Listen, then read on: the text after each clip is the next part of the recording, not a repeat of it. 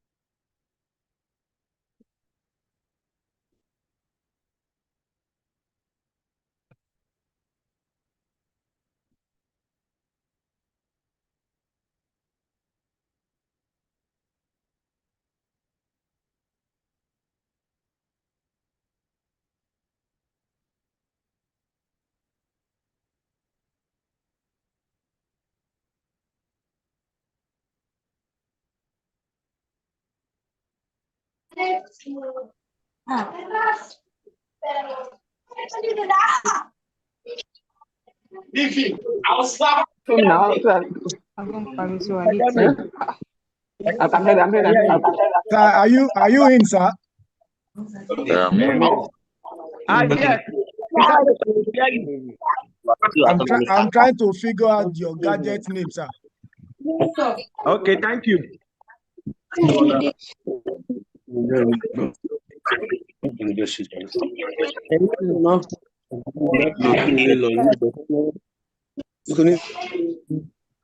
Are you in, sir? You're welcome, sir. Are you on the call, sir? Yes, sir. Oh, okay, I've seen it, sir. All right.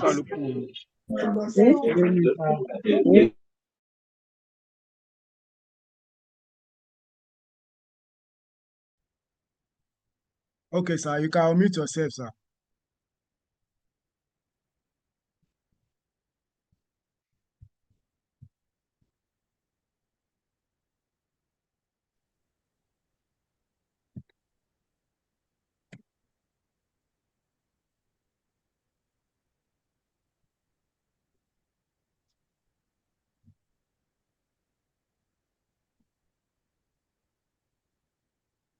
Okay, sir.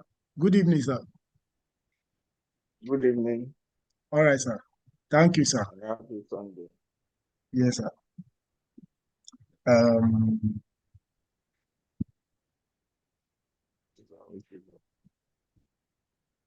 Okay.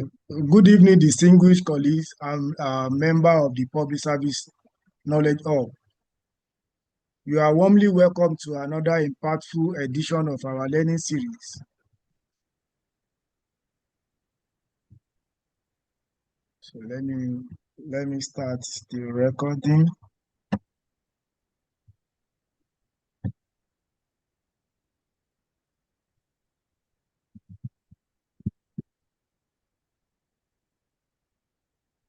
Okay.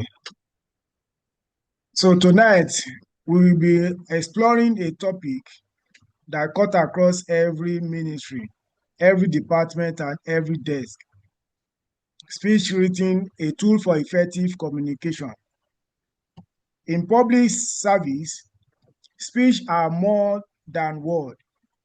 They influence decision-driving policies, communicate government vision, and inspire public confidence.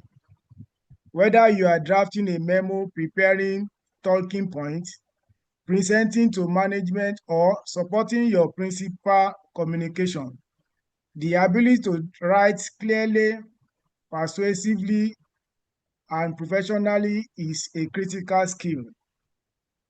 To guide us through this highly relevant topic, we are privileged to have with us a seasoned administrative communication strategist and respected permanent secretary, Mr. Kadiri. Semi Oluwasanu, Permanent Secretary, Office of Chief of Staff. With year of practical experience in crafting executive speeches, policy statements, and high-level communication materials, he brings a wealth of insight that will be of immense value to every one of us here. Ladies and gentlemen, thank you for joining on time. Please get your jotter ready, stay attentive, and prepare your question for interactive segments. With honor, I welcome our facilitator, Mr. Kadiri, the PS Office of Chief of Staff. Ladies and gentlemen, let me see your emojis. Let your emojis keep on coming to welcome our permanent secretaries. We have almost 800 here, and I'm seeing only 2 emojis. Let your emojis keep on coming for God to honor us today. Thank you very much. Despite our guy is very busy, still give us a chance to hear from him. Good evening, sir. You have the floor, sir. Very good evening and warm welcome to everyone on this call. I humbly join the coordinator of this program in welcoming you all. And I also want to thank the coordinator for inviting me to share my little knowledge and experience with you all. Just about 30 minutes before now, I got a call from somebody and said, this session is actually being organized for the purpose of promotion exercise that is ongoing. And I said, well, I was not informed about that. What I believed was that this session is a regular one and a platform where people within the public service share their knowledge and experience for better and improved service delivery. But in any case, whether for promotion or for personal development, it's still okay. Well, the title of this interactive session, as the coordinator has just said, is Speech Writing, a tool for effective communication. Well, there are some words that requires our attention. Speech writing, effective communication. What do we understand by communication, if we may start on that note?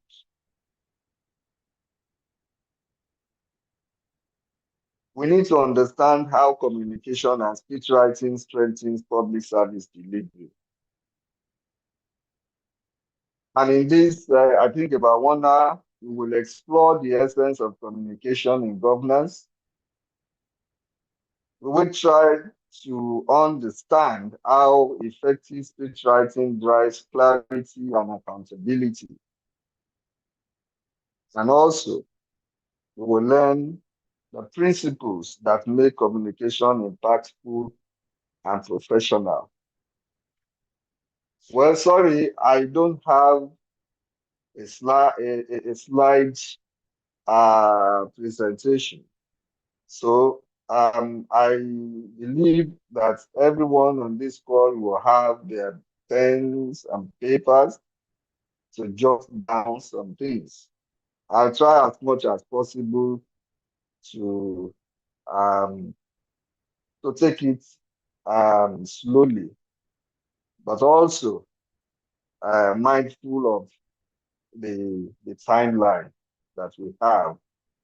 So, what is communication? Communication simply is the art of passing on a message or information, and it happens between at least two people. There is the one that is passing on the message, and there is also a receiver.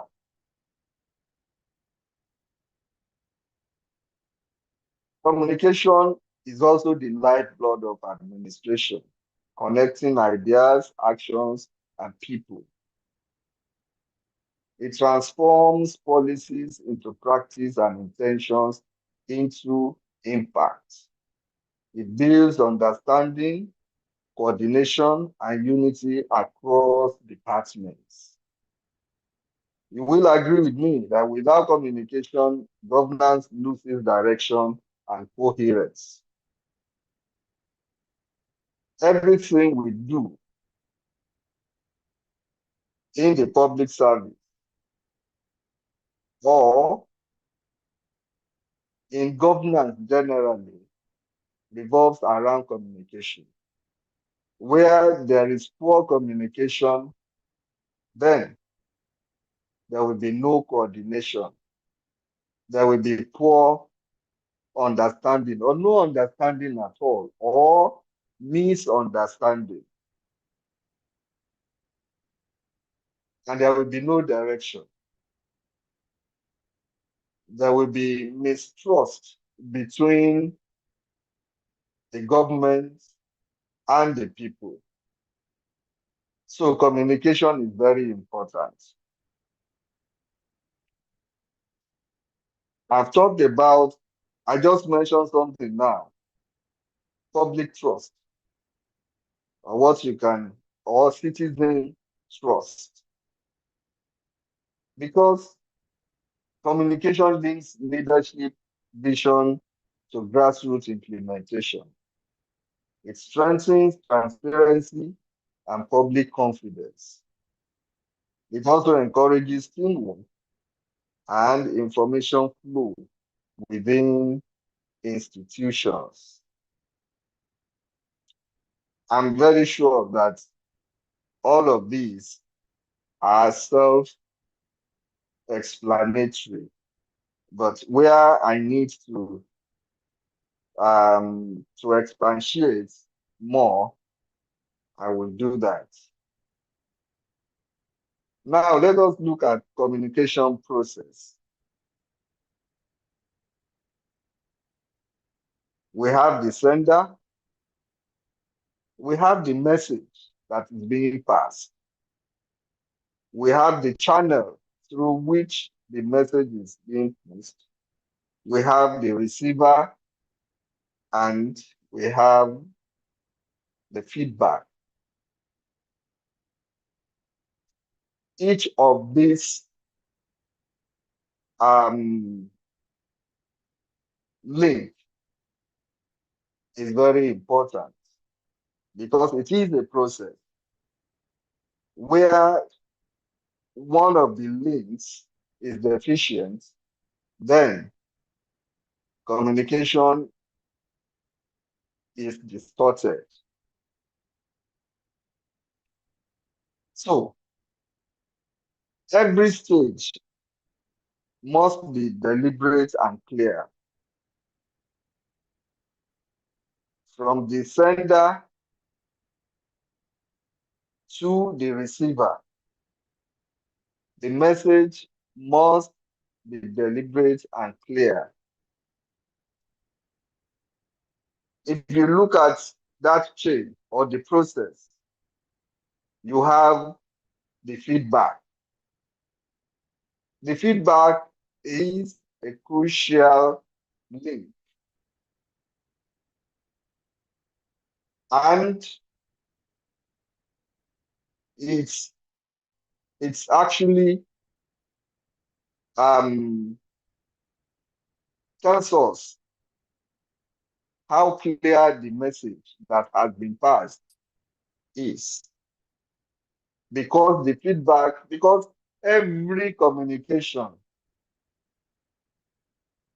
has the objective of or a goal,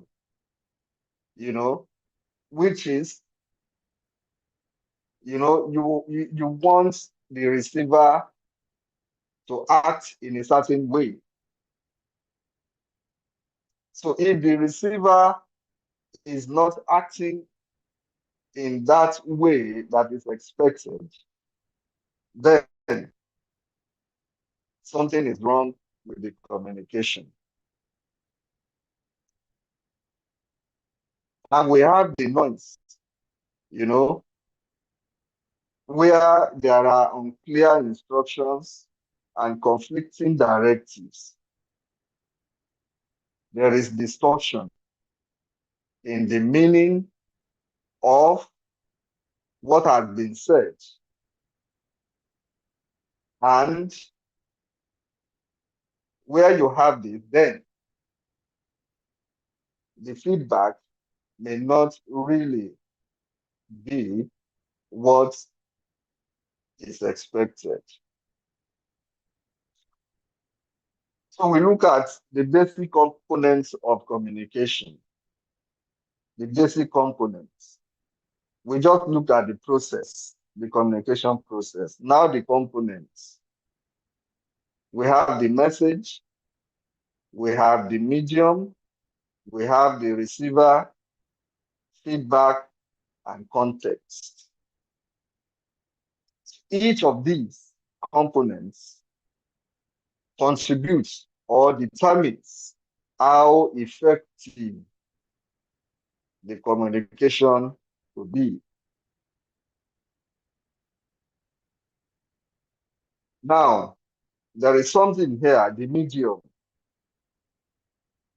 which can be oral, written, or digital.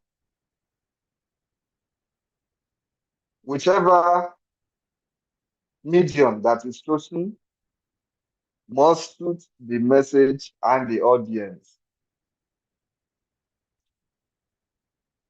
The tone and the language must align with institutional standards.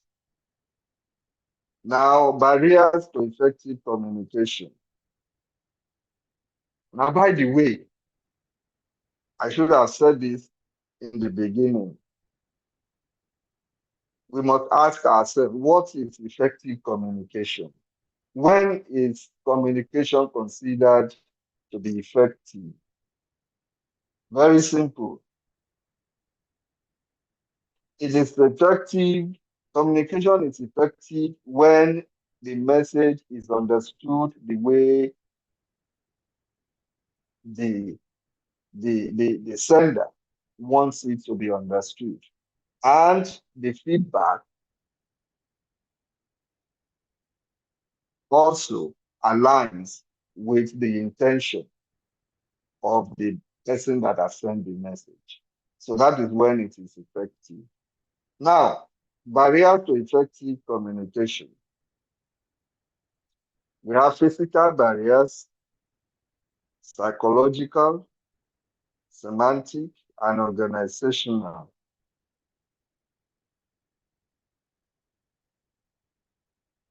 We must avoid technical jargons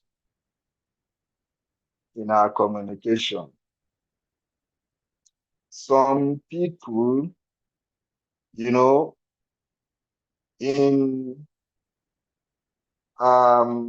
trying to impress and to show that, they are very good in the English grammar, they use unnecessary words, which at the end of the day will be tantamount to nothing being said. So we must, as much as possible, avoid technical jargons. So it can be considered as barrier to effective communication.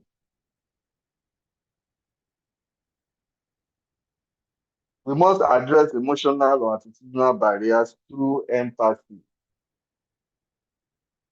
And we must also try as much as possible to overcome hierarchy-induced silence by encouraging open dialogue.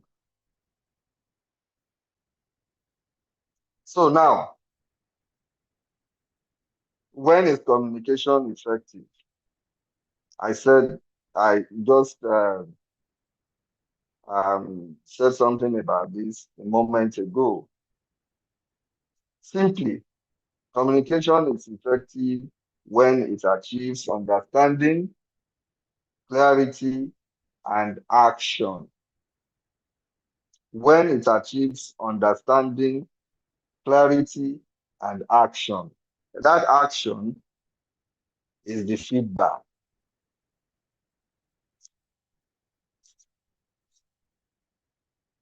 Now, effective communication is clear, it is timely and purposeful. The receiver must interpret the message as intended. It must aim for impact, not just transmission of information. So I hope we understand all of these. It must be clear, it must be timely and purposeful. The receiver, this is very important in communication. The receiver must interpret the message as intended. And if we must achieve this, we must avoid some of the barriers that I've just mentioned. Make it simple. There is a principle that is always emphasized when we talk about communication. That is KISS, KISS. Keep it short and simple. Now, let us get into speech writing as tool for communication. Now, there are two broad means or ways or types of communication. We have the verbal and non-verbal. Verbal communication is expressed through words. Non-verbal, sometimes through body language. Unspoken words, but very powerful because it carries meanings or instructions. We know when we were young, maybe the Gen Zs may not really understand this. You know, our parents communicate a lot through body language, non-verbal. When you look at your parents' face, you know what she means. You know what she wants you to do. So that is non-verbal. And we have to understand this because as public servants, it is not every communication that will be done through writing or speeches. So we have to understand this. So speech writing as tool for communication. So speech writing falls under verbal communication. Simply put, speech writing turns thoughts into structured, purposeful communication.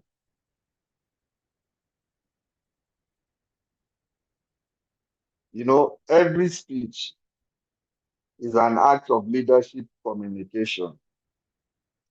It is a strategic tool for persuasion, reassurance, and mobilization.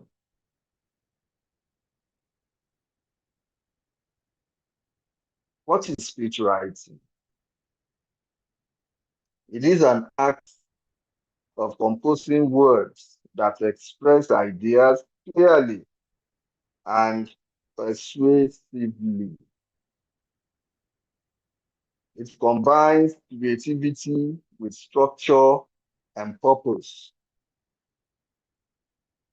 It reflects research, understanding of audience, and clarity of message.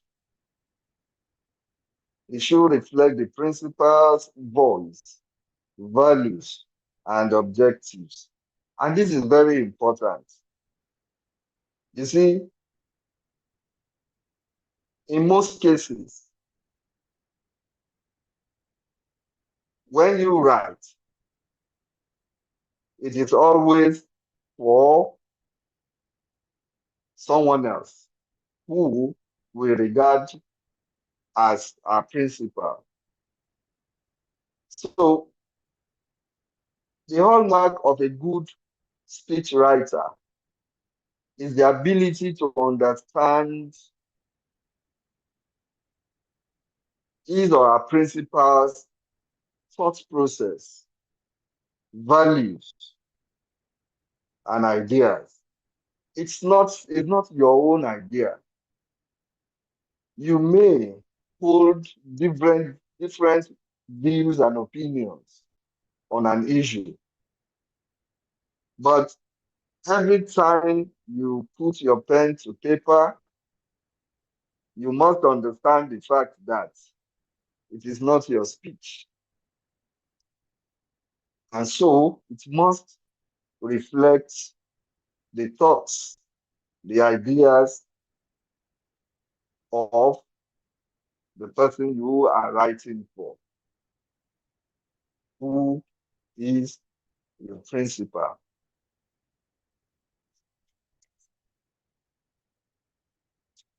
Now, why do leaders need well-written speeches?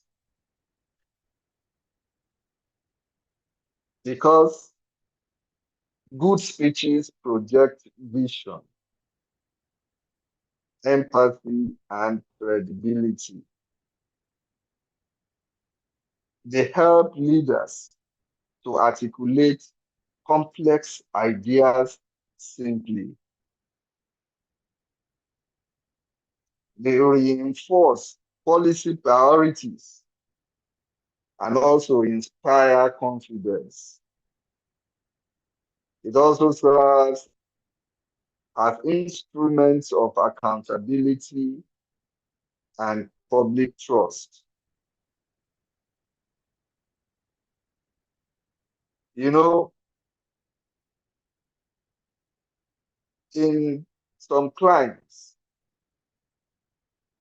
leaders are very mindful of what they say because they will be taking, they will be made to be accountable to what they have said. And that is why when there is an issue in the present. People dig into the past and bring out what someone has said in the past about such issue. So when you are, making a speech or writing something today, you must do that with conviction and with the future in mind, because you can be asked, you can be be be be called out on what you have said many years ago. Now, types of speeches. We have various types. The speech can be informative, persuasive speeches. You have ceremonial speeches. You have motivational speeches. You have policy-based speeches. Each of these are distinguished by their purpose.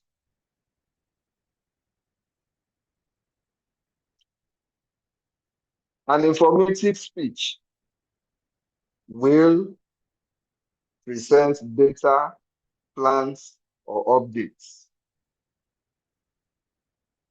A persuasive speech is meant to influence opinion or mobilize support. A ceremonial speech is meant to celebrate or honor occasions. A motivational speech encourages performance,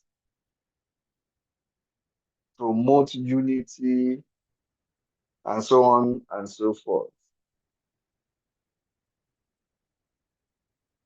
Now, components of a speech. Every speech must have three components. The speech must have the opening, it must have the body, and the conclusion.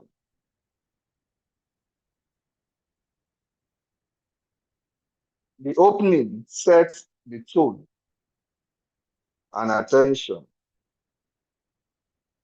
The body explains, illustrates, and develops arguments, while the conclusion drives home a memorable message.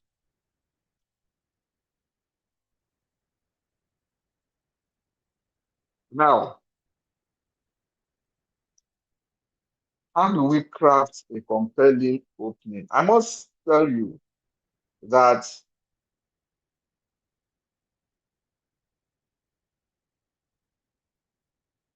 the opening of a speech can be very challenging. It can be very challenging for any speech writer. You can spend a good time on, deciding, thinking about how to open a speech.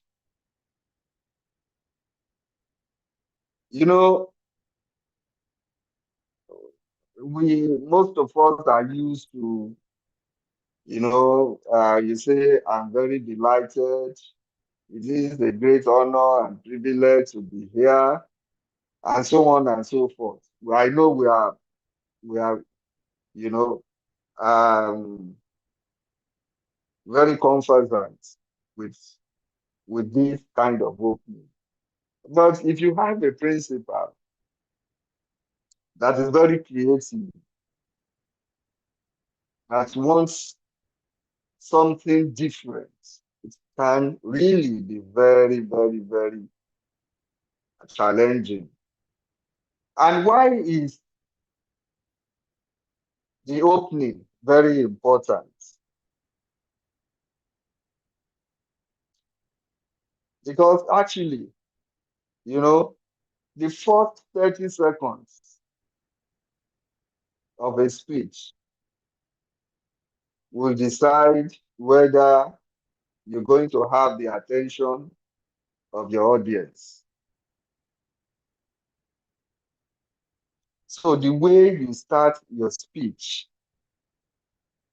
must be very compelling. You know, it should make the audience want to listen to you. There are various ways of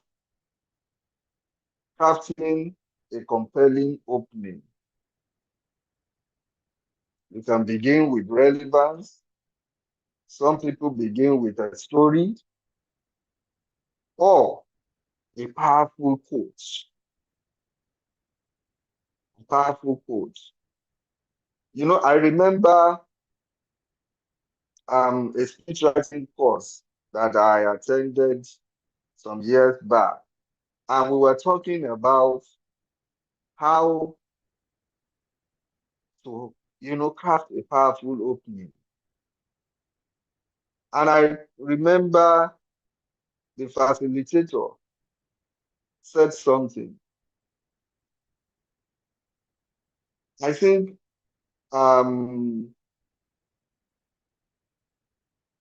we were talking about I think malaria, the the urgency of tackling the challenge posed by malaria. And he said something. He said, one of the ways which is very, very, very to me, it was funny to me. He said you can start by saying, yeah, like every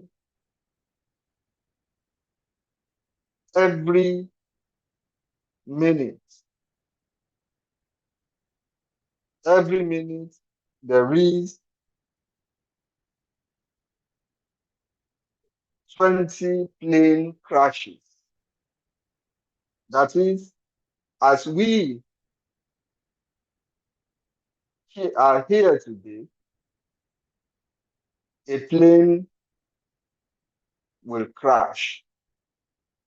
And with that kind of opening, people will want to listen. A plane will crash every minute. At least one plane will crash. So, and he said, yes, people will be compelled to listen because it's actually not that plane, the plane that is crashing. When a plane crashes, about you have maybe 300, 200 people dying in each crash. And he was now, comparing the death of 200 people dying every minute from malaria to a plane crashing. So you have to be very, very creative if you want to craft a compelling opening. People start an opening by telling their personal stories. And when you tell your personal story, people will want to listen to you. So it is very, very, very, very important that your opening must be very powerful. The opening of a speech must start with something relatable or emotionally engaging.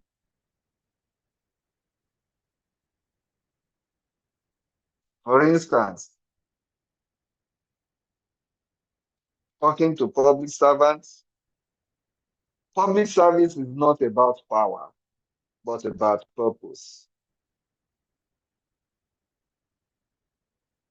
It's something that people will want to listen to. So I leave that to your imagination. So developing an engaging body. So in the body of a speech, that is where you build ideas logically with facts, transitions, and clarity.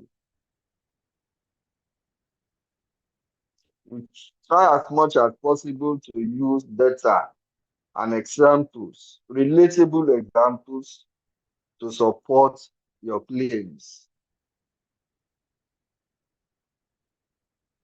And I must say here that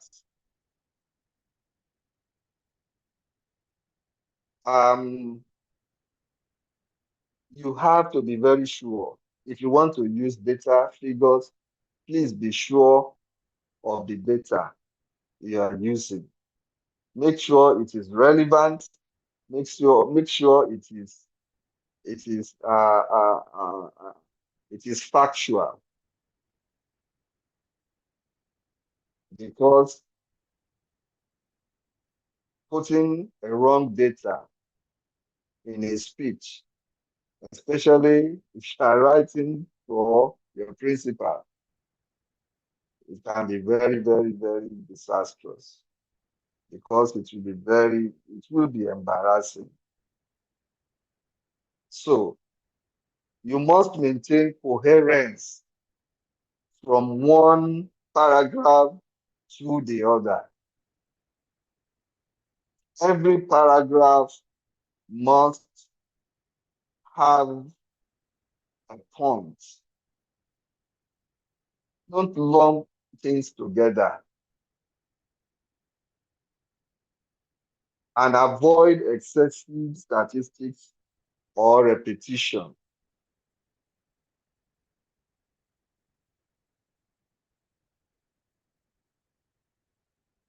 Repetition sometimes can be a way of reinforcing your message, but it must be used with caution. It must not be excessive. Now, coming to your conclusion, writing memorable conclusions. You must end your speech with vision, summary, or call to action. Your conclusion must reinforce your key message clearly. It must leave a lasting impression or inspire reflection.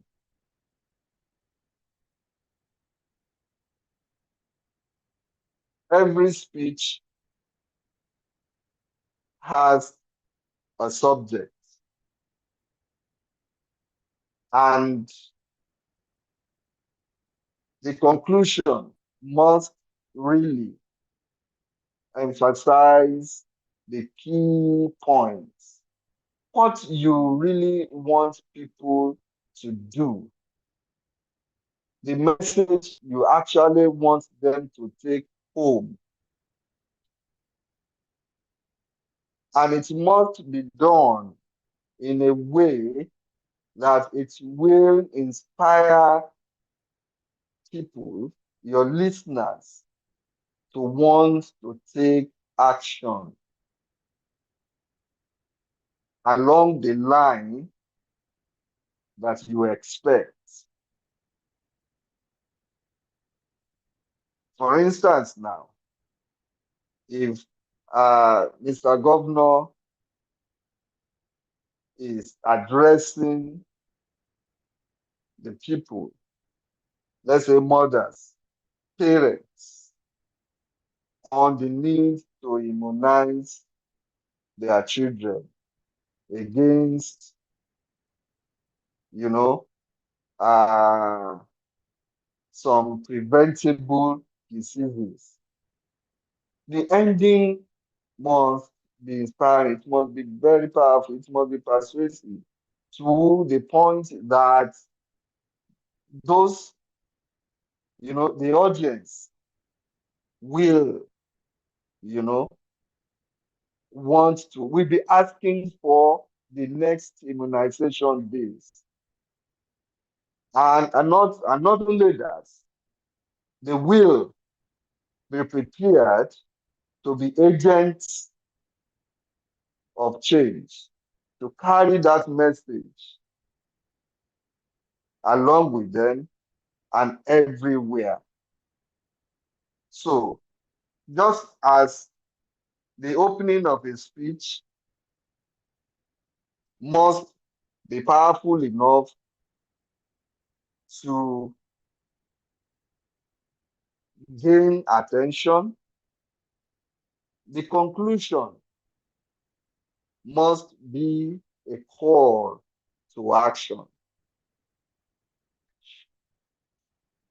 Now, we've talked about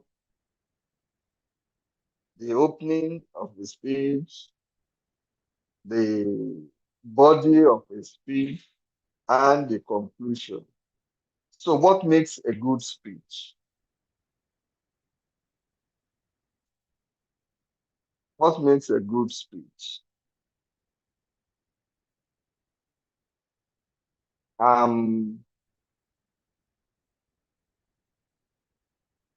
It must be simple.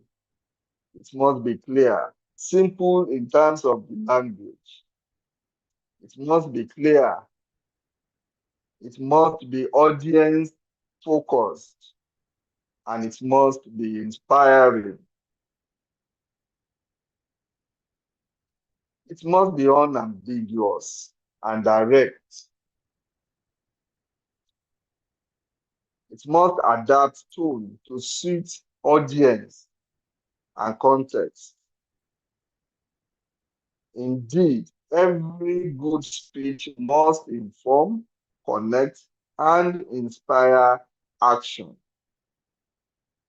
So any speech that does not have all of these cannot be regarded as a good speech, no matter the length of the speech. A very important aspect that must be considered if you want to write a good speech is the understanding of your audience. In fact, before you start writing, the first question you need to ask is, who are the audience? Who are the people the speech is meant for?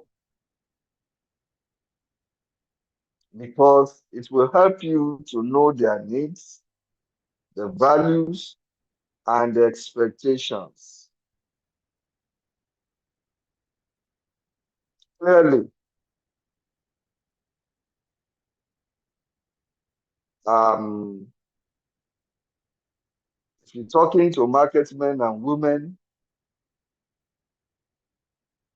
it will be different from when you are talking to uh,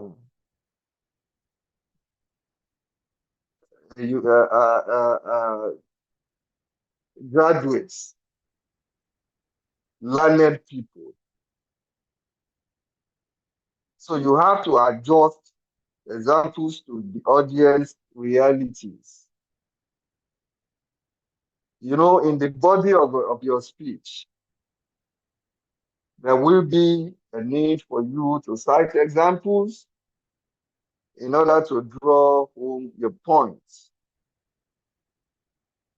So if you know your audience, you will know the kind of examples that connects with them. For instance, for civil servants now, connecting to service delivery and accountability, service delivery, has become recurring words when you address public servants.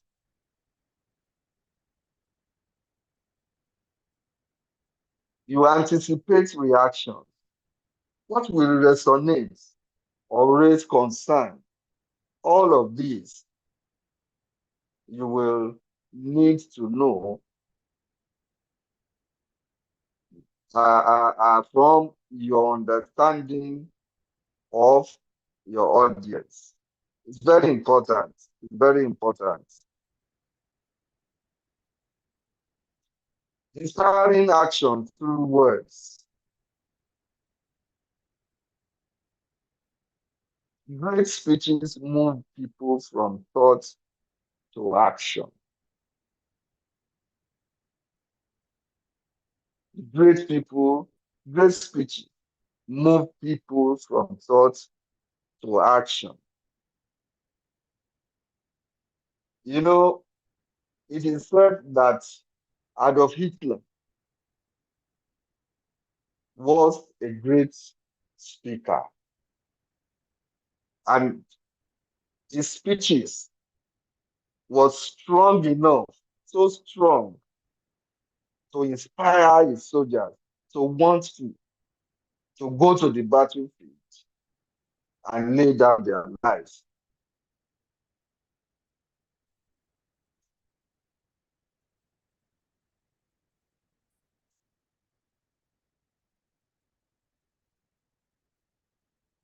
Words, when sincere, can ignite reform and inspire excellence.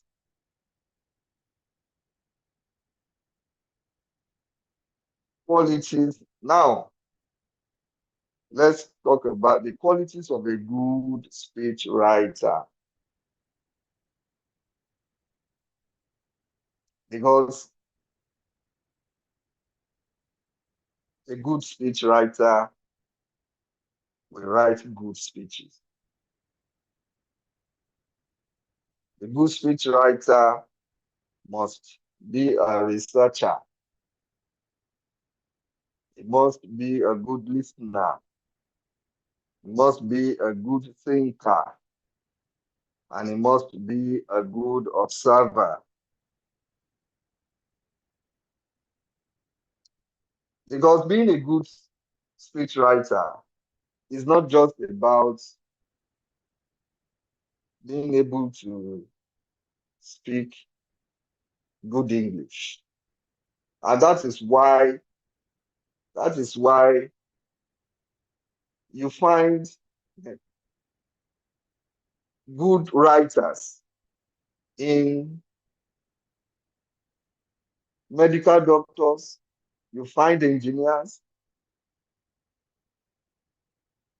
such professionals that are very good writers, not necessarily being a graduate of English. So it is a skill. It's a skill that can be developed. You must just have a flair for it. If you don't have the flair, then you cannot be a good speechwriter.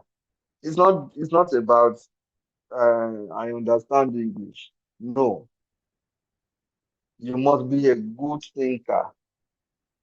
You must have an analytical mind. You must be able to, to look at things objectively, issues objectively. Now, I have said this before. A good writer must understand the principles, mindset, and tone.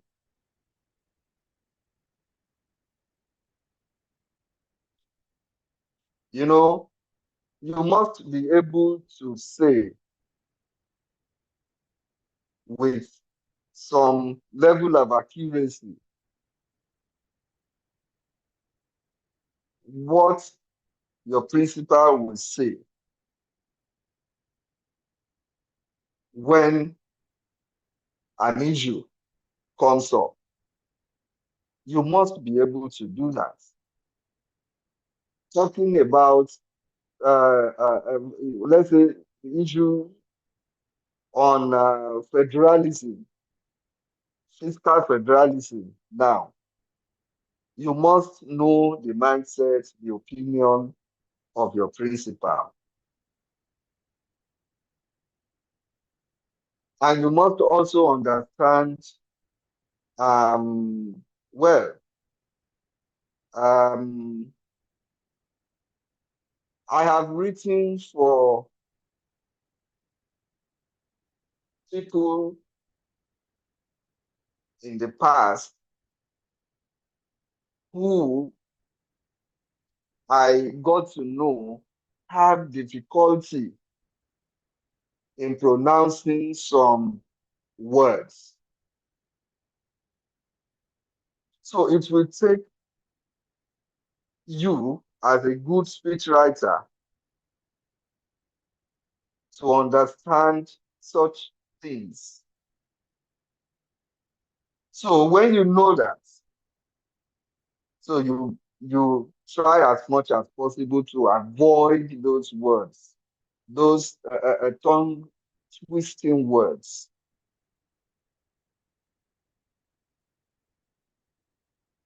You must write with discipline, context, and discretion. You must know the context so that you don't write out of context. You must be creative, yet factual. That is emotion grounded in truth. I said that when I was talking about writing a compelling opening. A good speechwriter must be creative, but you must not sacrifice facts on the altar of creativity. Now, the speechwriter's toolkit.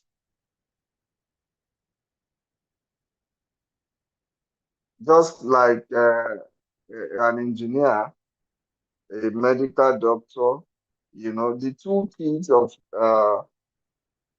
a speechwriter, books you must read. A good speechwriter must read. He must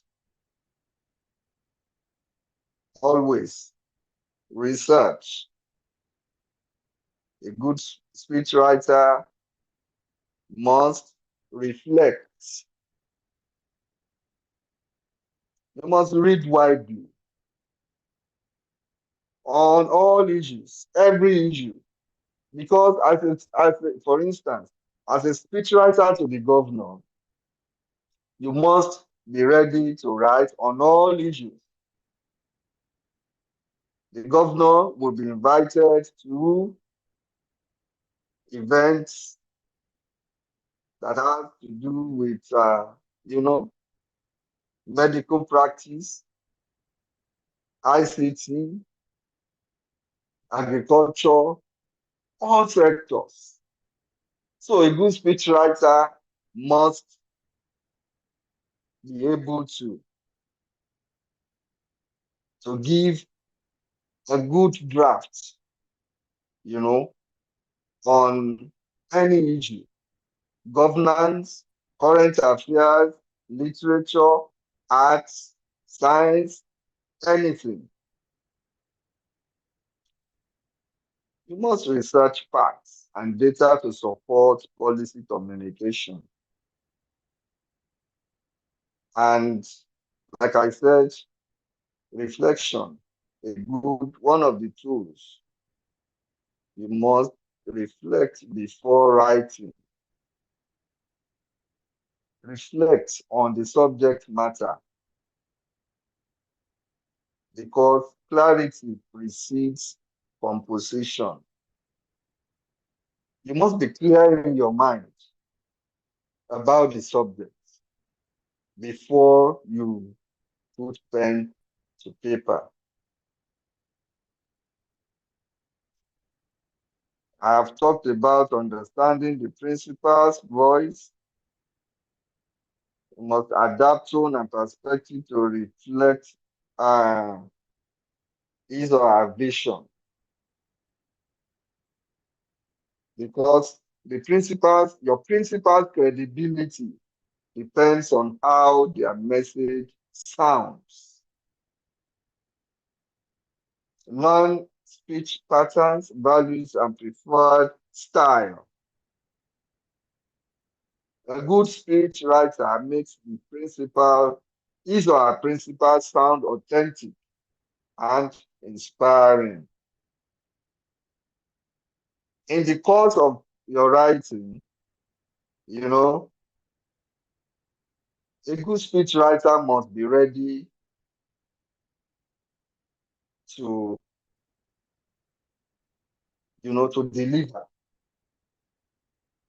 to deliver within short time. So, managing tight deadlines, because you may have to deliver a draft in 1 hour, in 2 hours, even in 30 minutes. So, to be able to do this, you must be able to think fast, think on your feet, write clearly, and deliver on time. To be able to do this, you must prioritize clarity over perfection. And at the same time, you must maintain calm under pressure. And very important, you must build templates for different occasions, policy speeches, ceremonial, crisis speeches, and so on and so forth. There must be a template of such. Now, my final reflections. Speech writing bridges leadership vision and public understanding because words shape perception, trust, and engagement. Sometimes good communication is good governance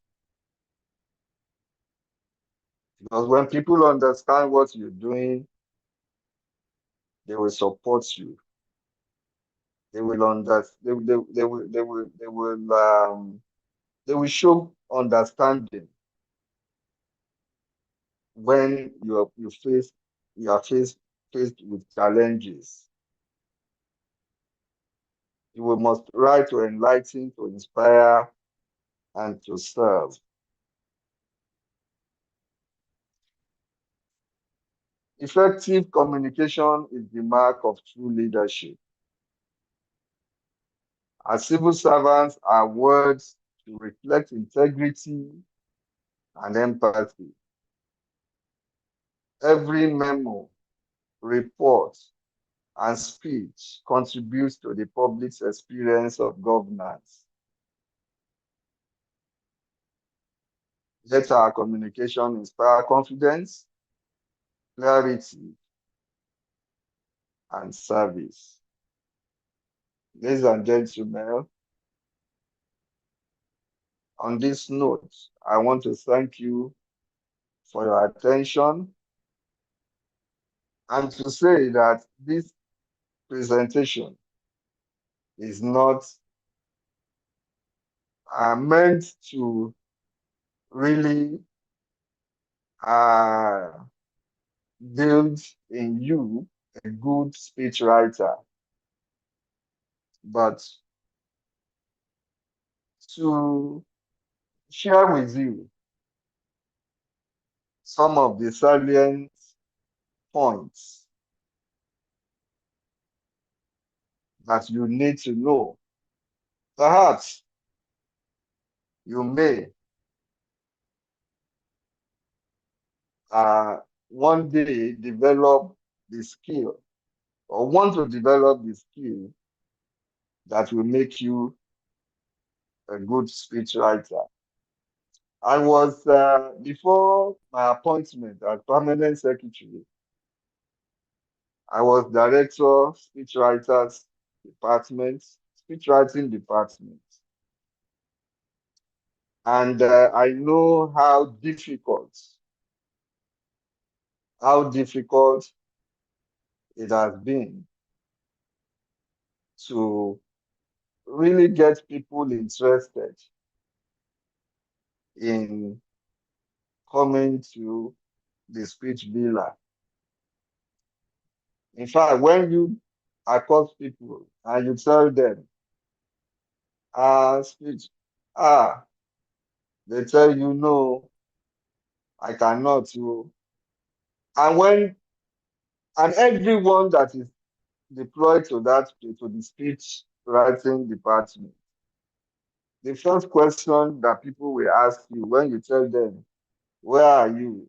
It's Taloshe. It is seen as a pariah ground where you must try as much as possible to avoid. But for me, it has been a very, very, very good experience. And I know that it is a skill. Not everybody can develop that skill. Not everybody has that skill. But let us try as much as possible to understand the basic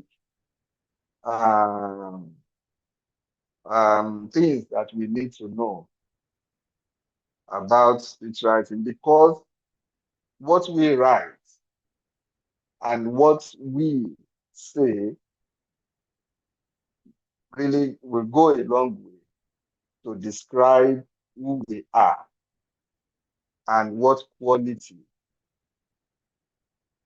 we possess. Thank you very much for listening. God bless you all. Thank you very much, sir. Can I see your emojis?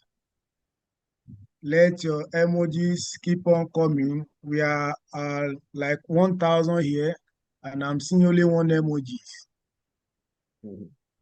Let's appreciate our facilitators for this practical, insightful session. Thank you very much. Thank you very much, sir. Yes, sir. On behalf of the Public Service Knowledge Hub, we extend our appreciation to the Association of Senior Civil Servants of Nigeria Lagos Chapter for their collaboration and sponsorship support towards the expansion of our Zoom capacity. Before on our call, we have a 300, 500 capacity, but due to the intervention of the union, we'll be able to expand into 1,000 capacity. And they are even prepared to add more for us. This support has enabled many more eligible officers to participate in this 2026 promotion exercise tutorial series. Initially, today's call is not meant for promotion series. We designed it for our Sunday knowledge sharing call. But unfortunately, the promotion exercise clashed to it, so we have to merge it together and to go with it. So we thank the union leadership for this selfless community commitment to staff welfare, development, and knowledge empowerment. At this point, it is my honor and privilege to invite the chairman of union to address the participants. The chairman, are you on the call?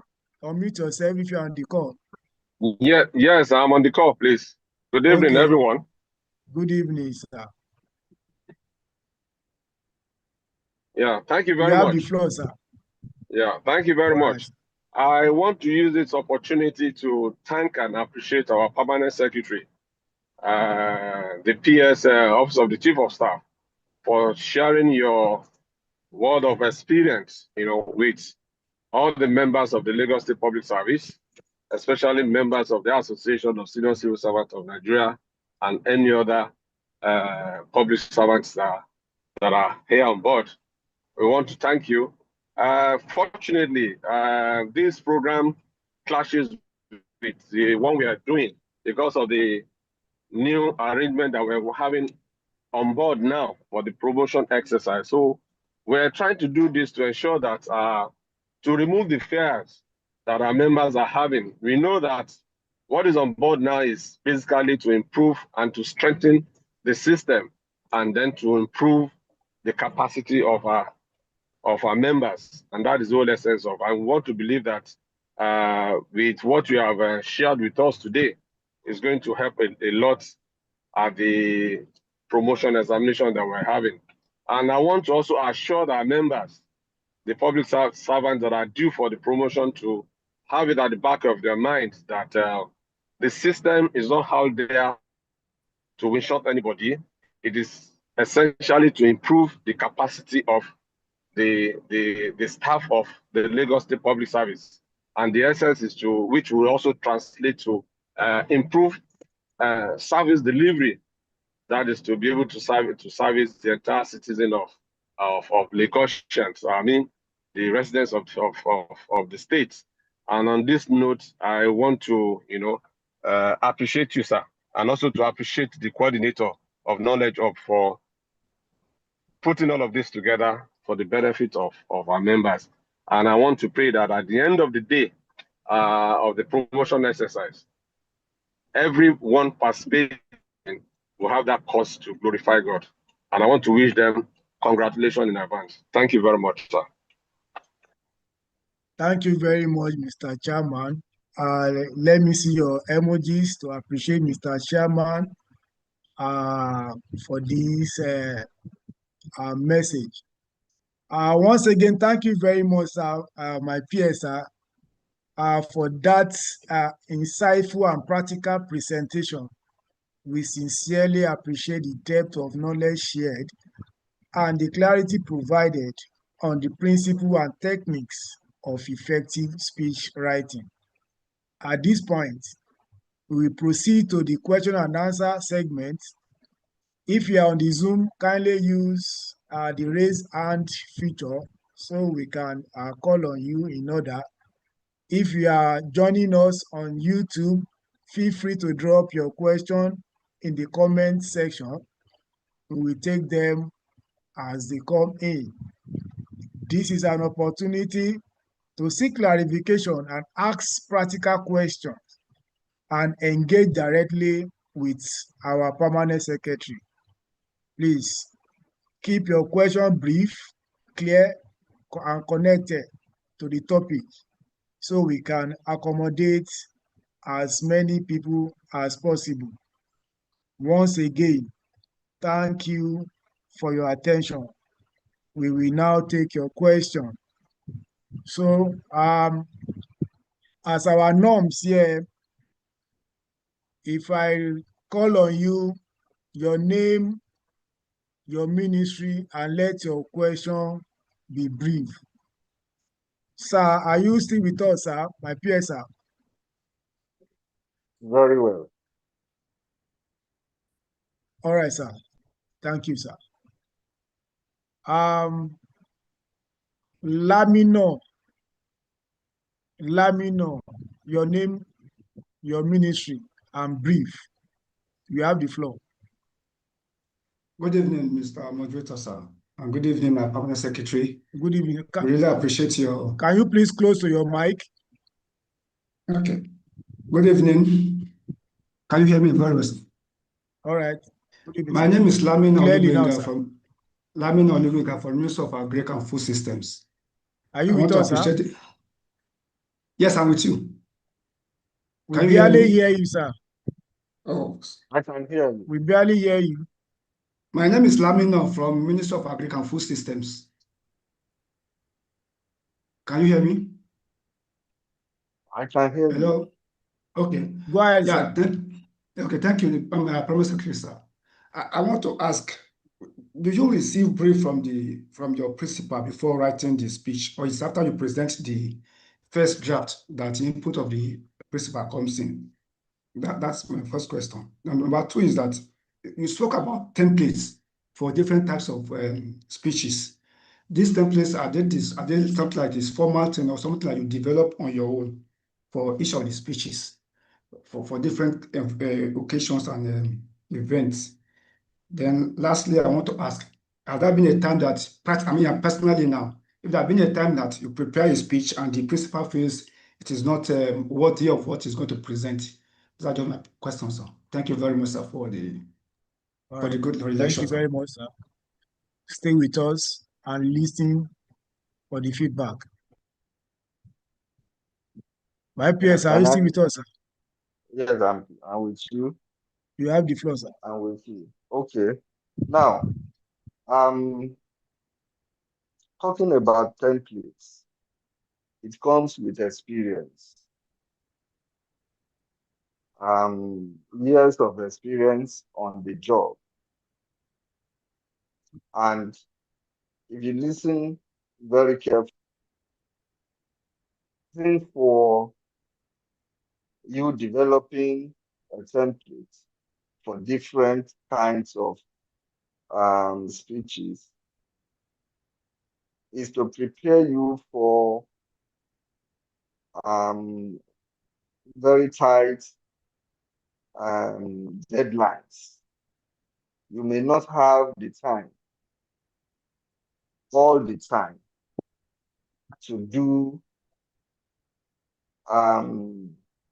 great justice to your speeches. So that is why you need to have templates, and it comes with experience. Now, whether I've had occasions when my principal considered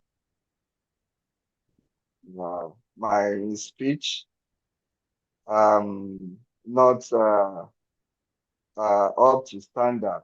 Yes, every speechwriter would experience this. Every speechwriter.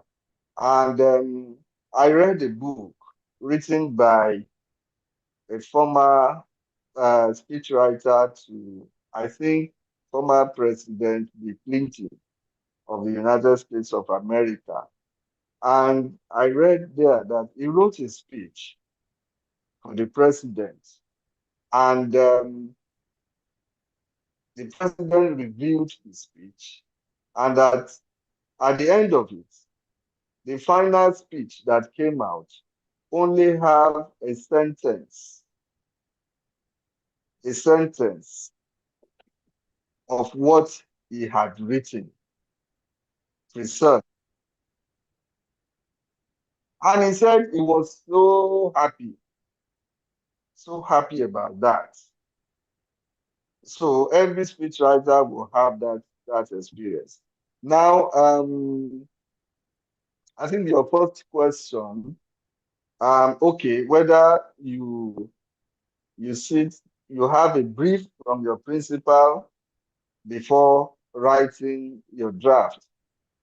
In most cases, the principal is too busy to sit down with you for every engagement that is going to need a speech. So in most cases, most often, you won't have that, I call it luxury. You will have to prepare the draft yourself and present to your principal to review. Thank you very much. Thank you very much, sir. Yusuf Mopelola. Yusuf Mopelola, unmute yourself.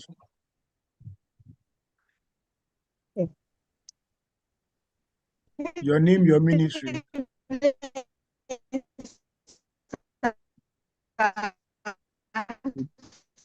We can't Thank hear you so you. much for this. Okay. Yusuf Monsurat Mopelola. I'm from Agege local government. Sorry, I we want to can't hear you. thank our lecturer for this. Your Okay, network my is name breaking. is Yusuf Mopelola. Your Yusuf network is breaking. Mopelola.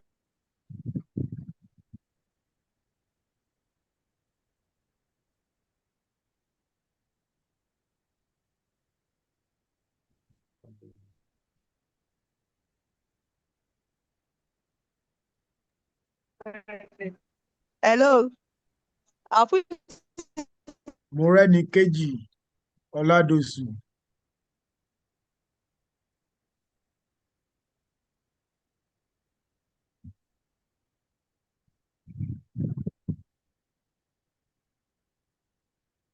Shakirudin Logun.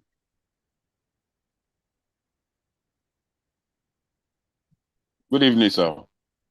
Good evening, sir. Your name, your ministry. My name is Logun Shakirudin, Local Government All Service Commission. I want to thank you for the motivating, captivating, and inspiring lecture, sir. Thank you very much, sir. And thank you for your service too, sir. Sir, I would like to ask if there's a formal training towards becoming a speechwriter. Then the second question is that, do you review your speeches with your principal? That is talking about the carriage, the body language, and all that, sir. Then thirdly, sir, are you open to mentorship or mentoring to intending speechwriter who might want to take that as a passion? That would be my question, sir. Thank you, sir. Thank you very much for that question. There are, you can be trained to become a good speechwriter, but my experience has shown that you must have it in you. Before I was deployed to the speechwriting department, I'd never written a speech before then. But maybe some people, saw the potentials in my maybe submission, report, writing, and all of that. But you can be trained. You can be trained. Now, to sit with your principal to review your speeches.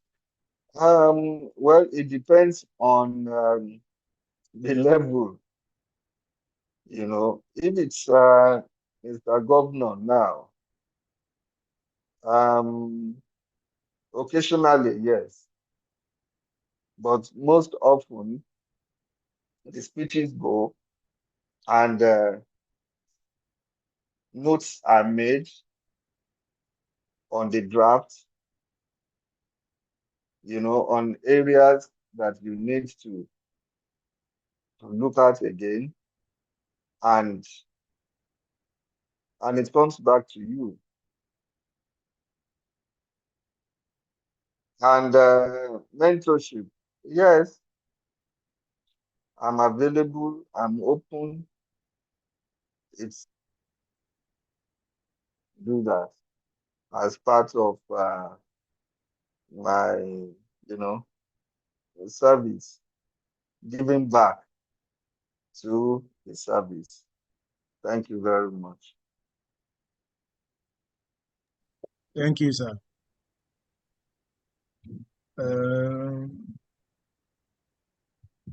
Olaniyan Abiodun, unmute yourself.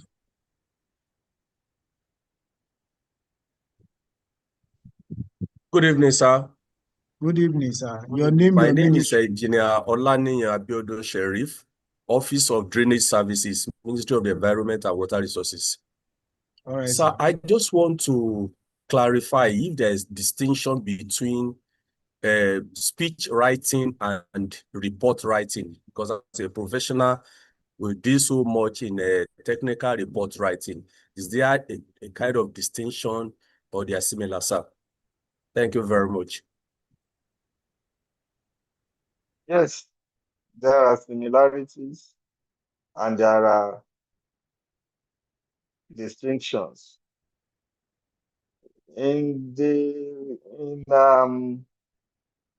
the structure, yes, you have in your report, you have the opening, the body, and the conclusion, recommendations now, and all of that. But a speech is more than that. If you listened very carefully, we talked about audience. We talked about audience, and we talked about the purpose is expected to serve is to inform, and it must also be to inform, to educate, to be persuasive, to be motivational, and all of that. You don't have that in report. A report is a report, and the opening, when I was talking about the opening, you tell stories, you can tell stories to engage the attention of your audience.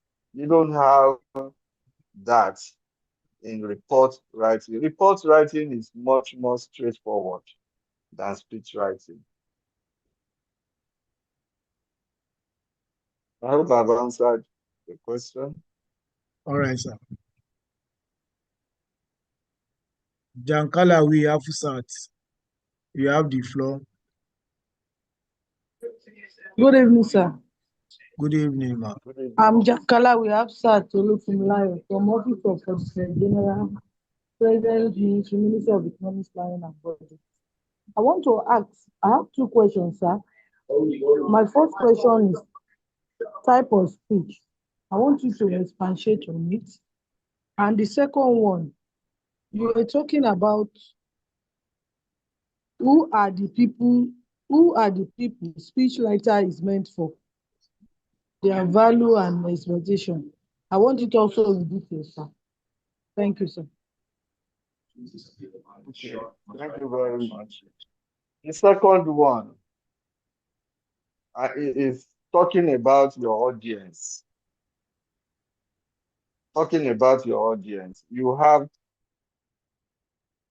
your audience.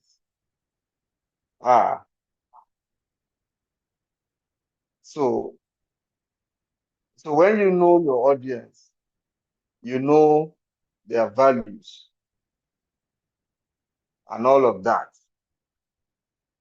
it's very important for you to know your audience because it will go a long way to really know how to craft your speech to suit their level of understanding.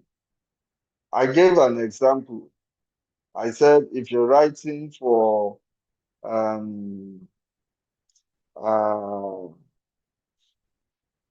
market men and women now, or if you're writing for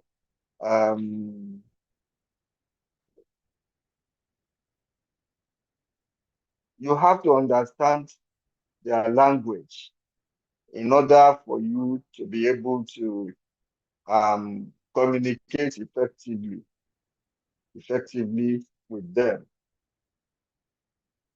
Okay, and the second one, types of speeches. Yes, types of speeches. You know, it depends on the angle from which you're looking at it. I said informative, persuasive, ceremonial, motivational, policy-based. You know, you can also look at it from the point of speeches and the other side. You know, you can be somewhere now. Impromptu speech is a kind of speech that you have to deliver, you know, without prior notice. But the ones that I have discussed here, informative, you want to inform. You want to inform. For instance, now, I'm trying to look for an example. Okay, now, for those that are writing this promotion exam, I think there was a gathering, a briefing, you know, it's informative. They will tell you what you should expect. You have to be informed. You have to receive information on what you need to know in order to prepare or to take a particular action. It can be persuasive, you know, and most speeches have, you know, different level of persuasion, doses of persuasion in them. Because you know we are not in democracy, so there has to be some form of persuasion, you know, in your speeches, in the way you write. If you really want people to take certain actions, you have to persuade them. You should not be commanding in your language. That is persuasive. You know, ceremonial, you know, ceremonies and if you look at these types of speeches, motivational and policy based, you know, their level of depth. If you're talking about ceremonial speeches, it's not expected to be long, and it's not expected to be too serious. We're talking about motivational speeches now will have, I expect, will have quotes. You want to quote some great men and women, you know. You want to, it will be replete with examples, motivational. You will talk, you have to talk, you have to really touch their emotions, you know. So policy, that is a serious one that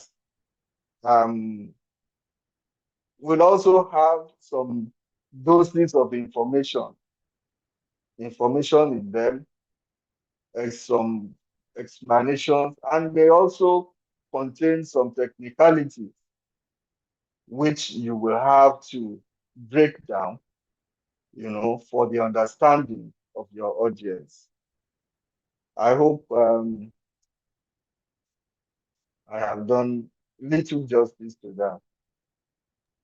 Yes, sir. Perfectly, sir. Ganiu Ahmed. Ganiu Ahmed. Ganiu Ahmed, are you still with us? Okay. Okay.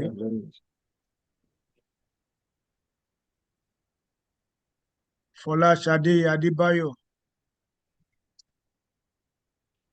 Folashade Adebayo. Okay, good evening, everyone. Good evening, Permanent Secretary. Thank you so much for your name, your insightful. ministry. My name is Folashade Adebayo, Ministry of Information and Strategy. Thank you so much, sir, for your insightful, relatable, and excellent lecture, sir. As a public affairs officer, I find it very, very useful. And I would like to ask this following question, sir. Number one, what is the minimum paragraph or slide for a ceremonial speech, considering the fact that it is not informative and all that? So it's a ceremonial speech. What is the acceptable minimum paragraph? Number two, in case of a mixed multitude, a mixed audience, for example, maybe market women, technical people, corporate people, how do you balance the speech? And what is the acceptable language to use so that you can catch the attention of everybody? And lastly, sir, this one is a plea that based on your experience and expertise, could you please do us a favor of writing a guidebook for some of us in the service who are interested or who have a flair for writing? Thank you very much, sir. Okay. Thank you Thank very you much. very much. Yes. The minimum paragraph of the slide for ceremonial speech.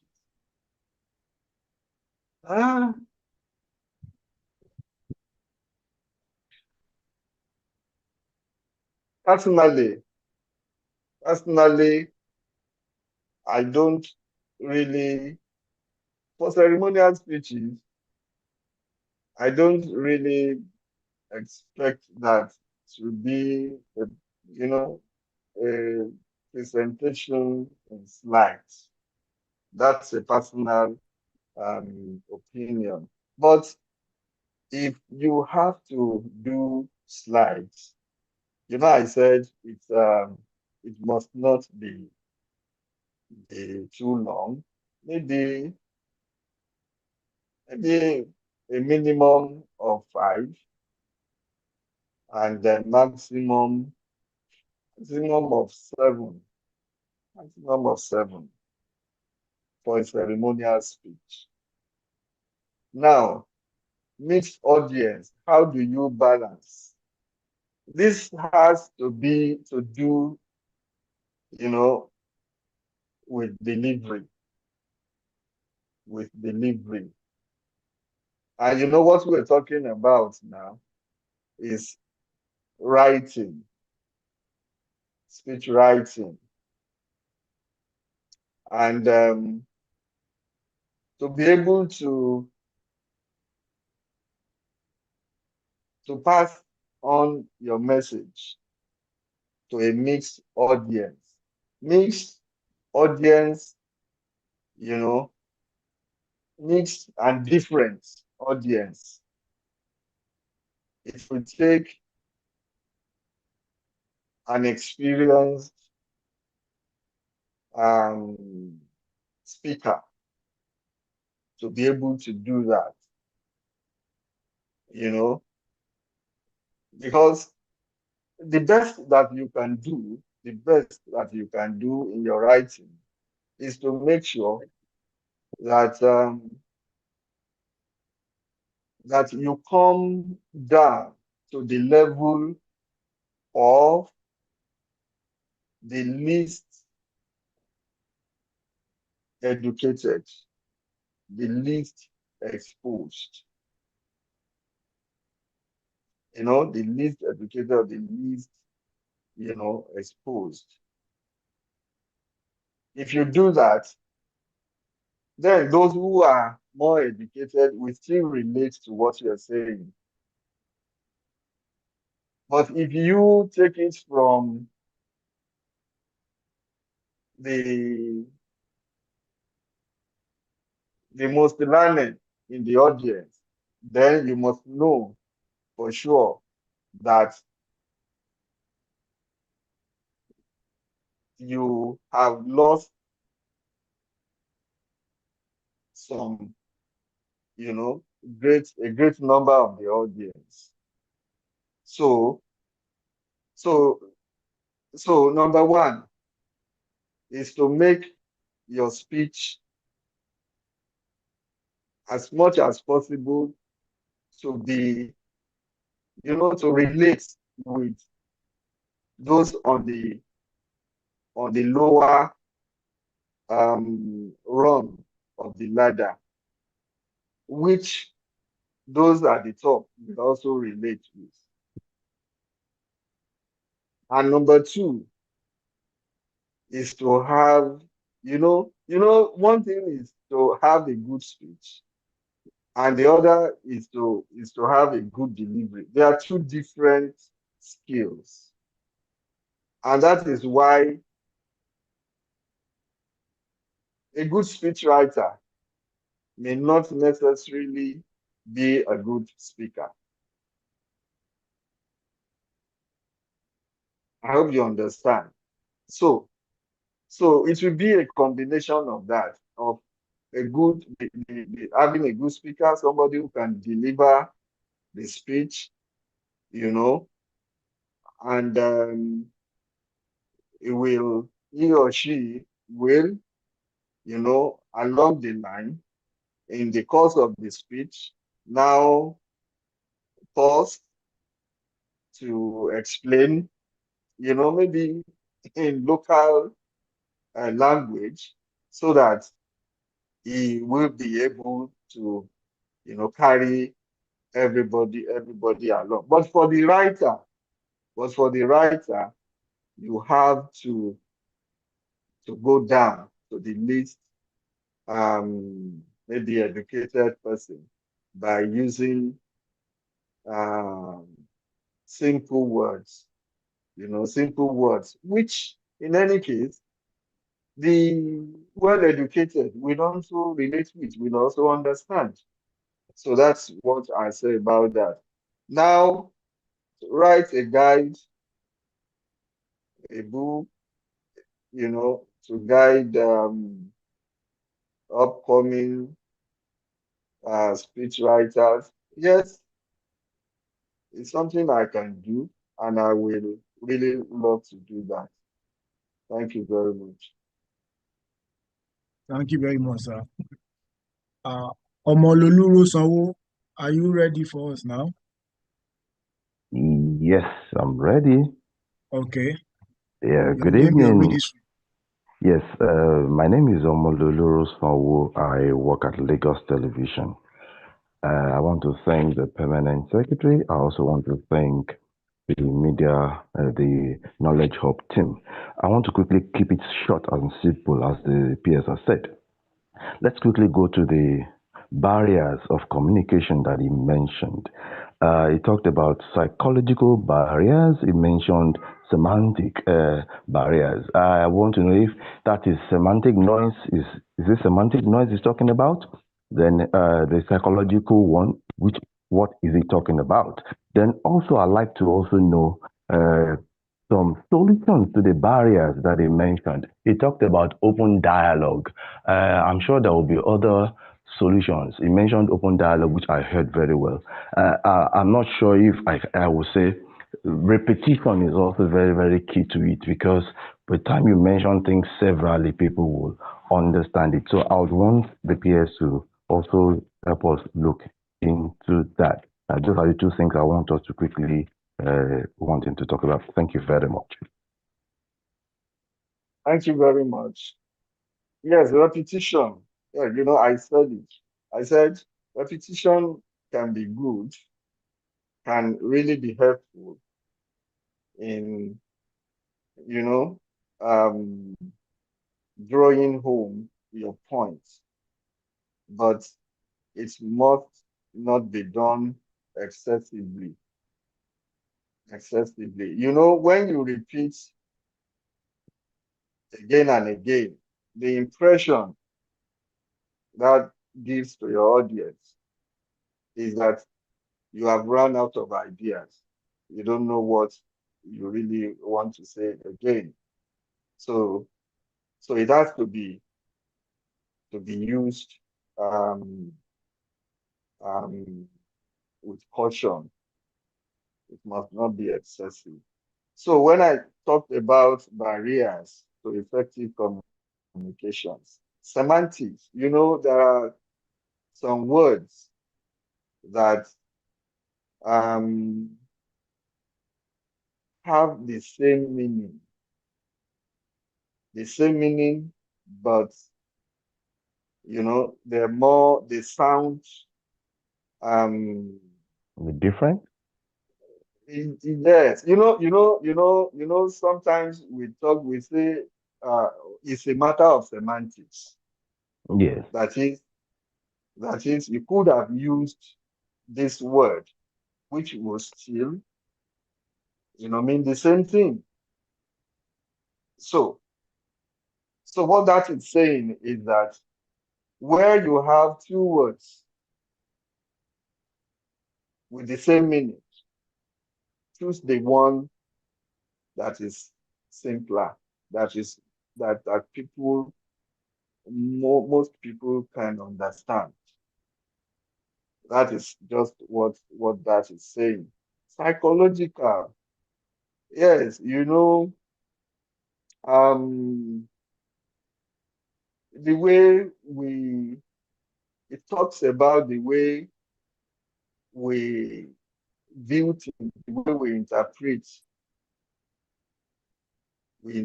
things, and the state of mind also, it's okay if you're talking to somebody, someone that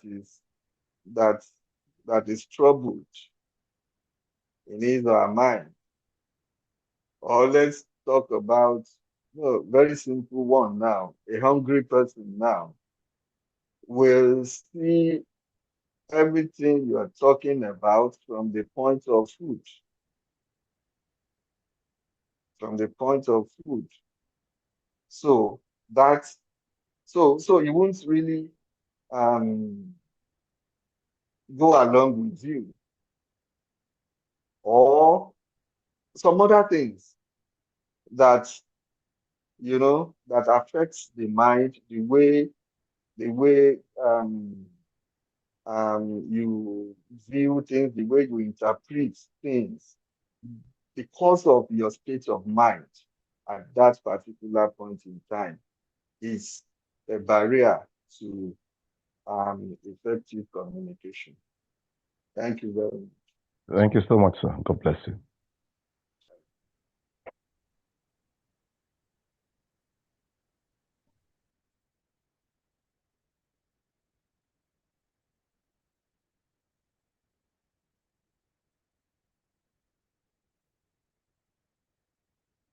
Any other question?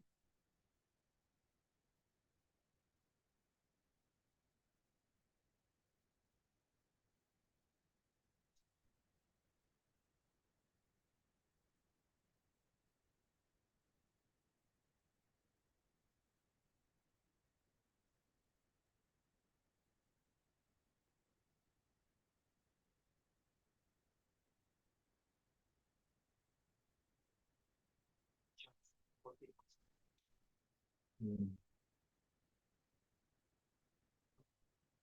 Mm.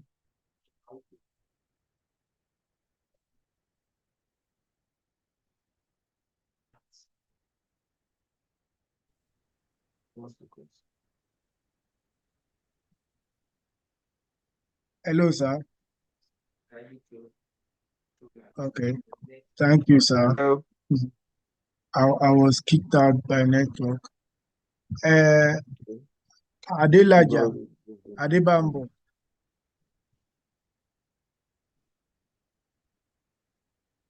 Yes, I'm here.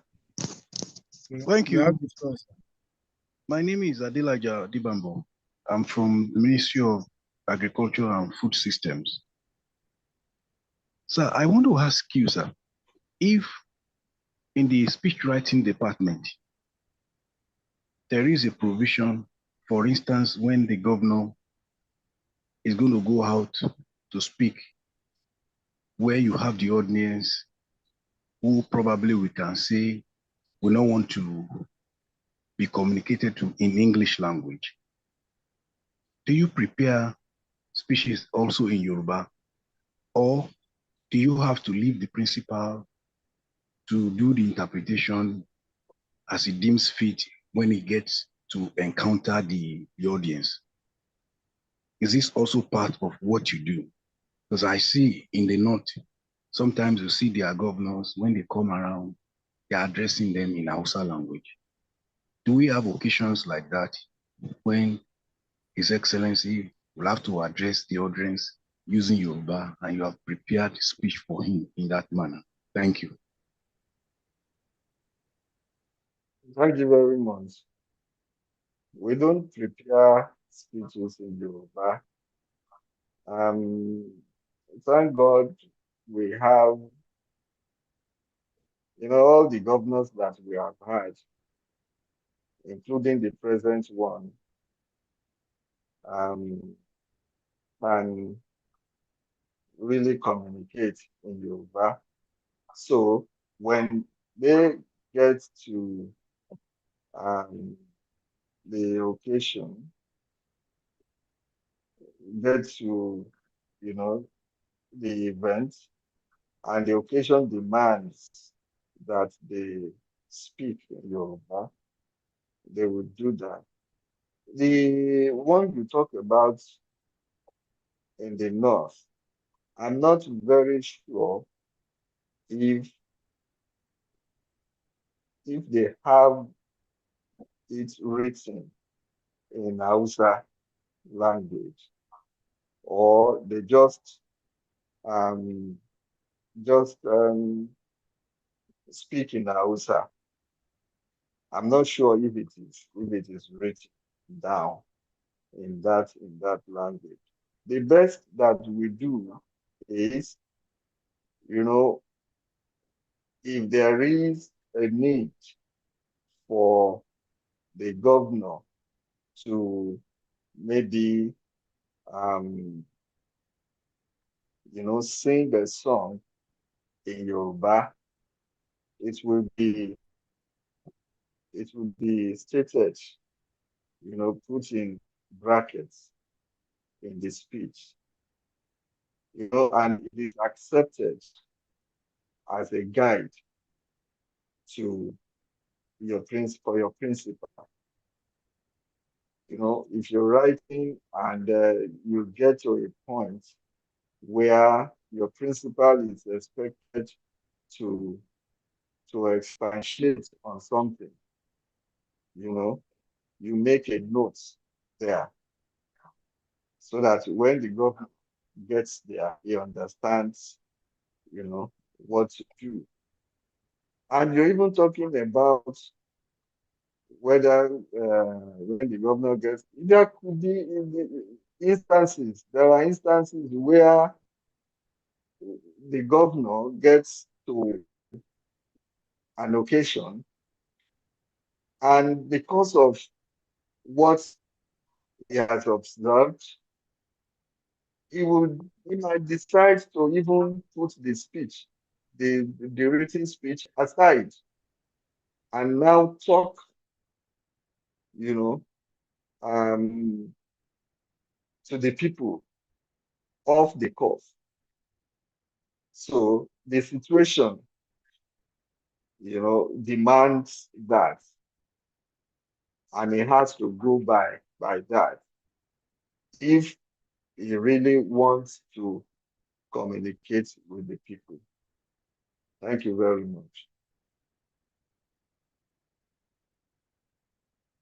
Thank you, sir. So,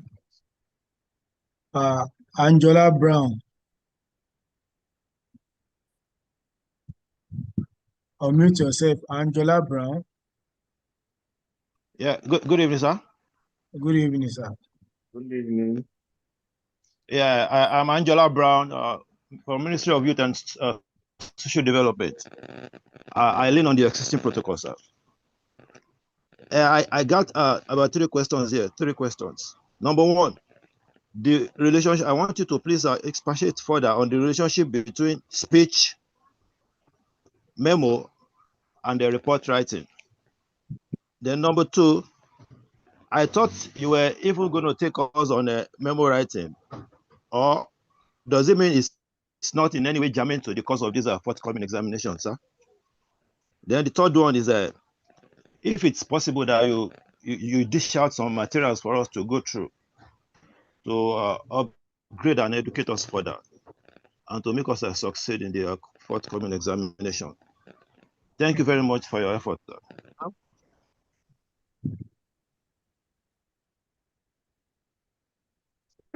Hello. Hello, sir. So the one on the memo writing, and that if whether it's not germane to the forthcoming promotion exam.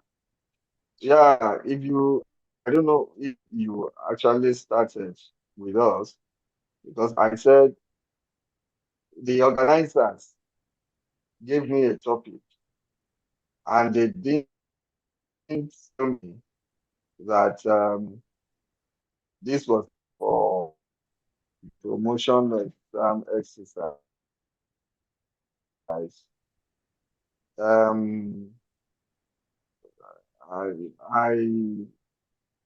understood that this is a regular knowledge sharing session, that had always been going on, and that it's just that this one coincides with the exam season. So it's really not so I limited myself to the topic that I was given. So I didn't get the other questions. Okay, sir. Because of the time, I will pick only one more person now so that we can call it a day. Because tomorrow is Monday and we still have another session tomorrow. Funke Thompson, please, quick one. All right, sir. Good evening, sir. Good evening. I want to appreciate the PS for the insightful teaching tonight. My question is not really question per se, sir. Your ministry, ma. I'm from Ministry of Environment and Water Resources. Okay, ma. Office of Environmental Services. I understood that we have English across disciplines, sir. And in report writing, we have technical report writing, then scientific ways of writing. Is there any approach when we get to the examination hall, the scientists, the engineers, the way we write our reports, is there any penalty to that, sir? So I just want you to do the comparative between the technical report and the scientific writing, sir. Well,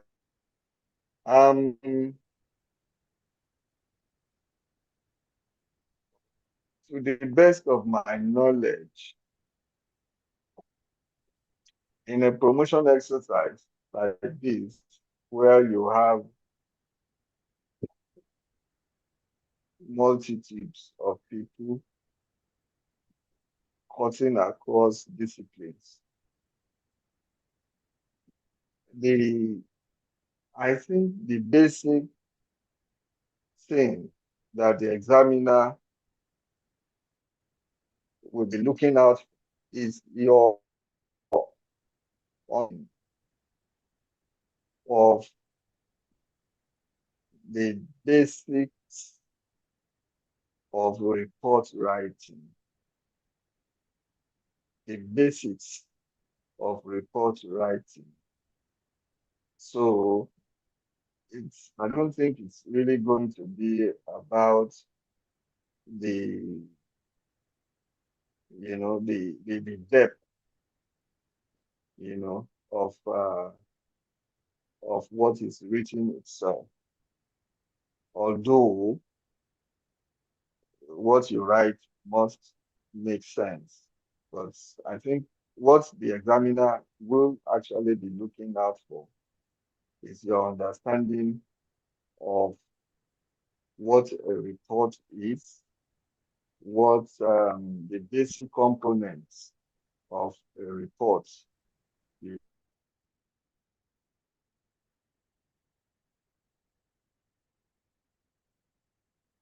So that's my opinion. Thank you. Thank you, sir. Father Airo Oluwarotimi, quick one.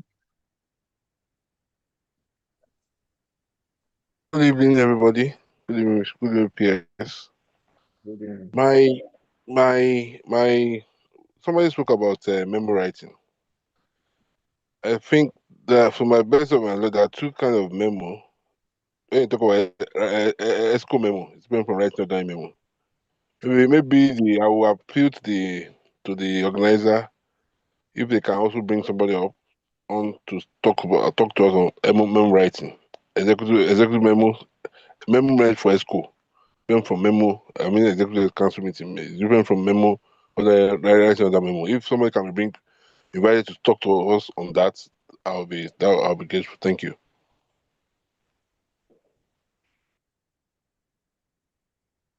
Okay, thank you, Mr. Father Airo. Just stay put with us.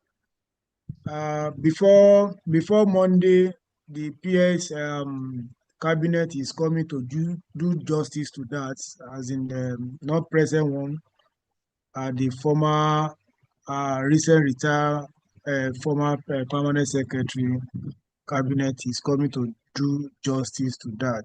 We got you covered on that. So thank you very much once again, everybody, for your time and your contribution towards this. Thank you very much, sir. Our normal norms here, we call on one of the participants to give a vote of thanks and appreciate our permanent secretary, our facilitator, on behalf of the participant. So I will call on the last caller, the last man, Mr. Fadairo, to appreciate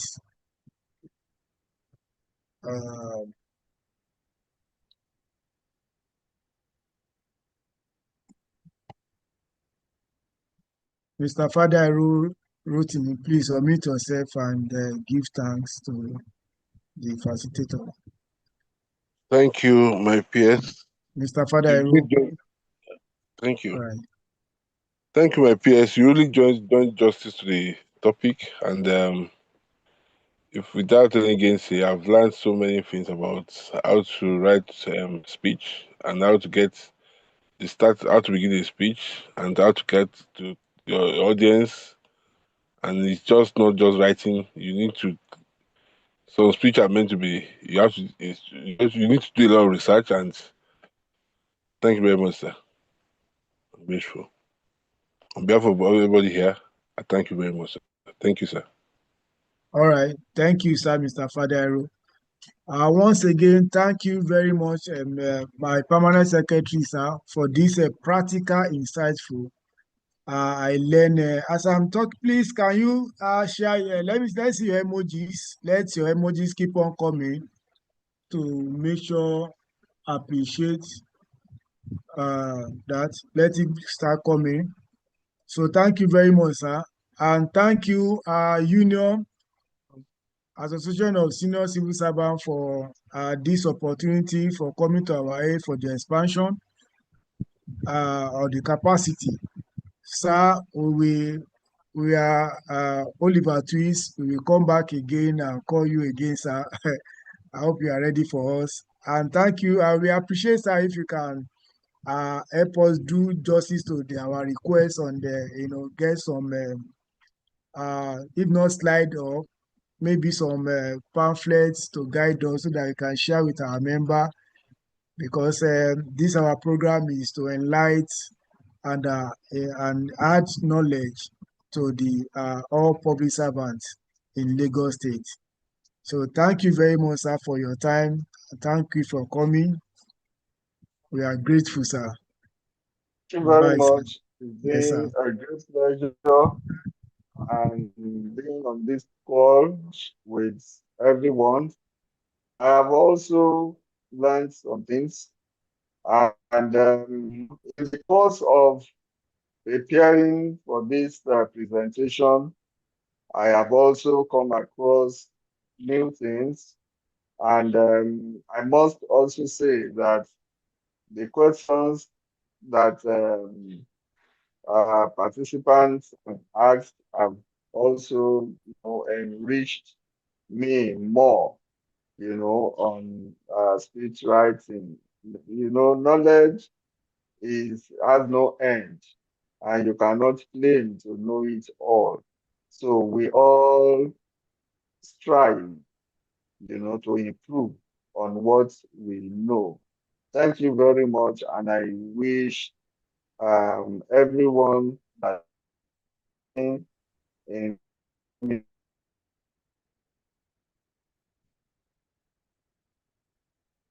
and good night. Thank you, sir. So, all right, ladies and gentlemen, tomorrow we are having 3 sessions tomorrow, 1, 12 o'clock, 2 o'clock, and 5 o'clock. Please stay glued with us for continuous learning. Tomorrow, Monday, we have 3 sessions. So we will share the update across. Thank you, sir. Thank you, every one of you. Good night. Have a lovely night rest. Bye.